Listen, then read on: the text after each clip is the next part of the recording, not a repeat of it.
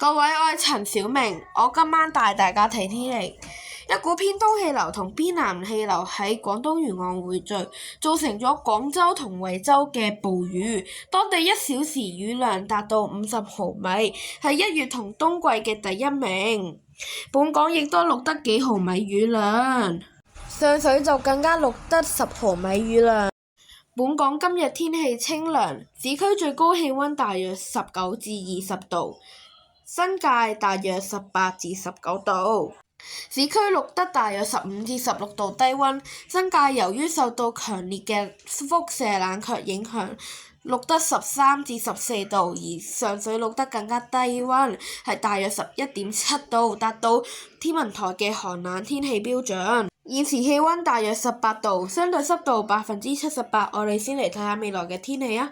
預測聽日最高氣溫大約18度，最低氣溫大約14度。展望未來幾日會有一股冬季季候風替代原本嘅潮濕天氣，令到香港出現寒冷天氣。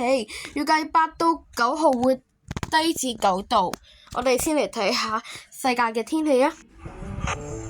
廣州多雲，澳門明朗，深圳多雲，廈門多雲，台北落雨。上海多雲，杭州落雨，南京多雲，武漢天晴。天津天晴，北京多雲，瀋陽天晴，首爾天晴，大阪多雲，東京明朗。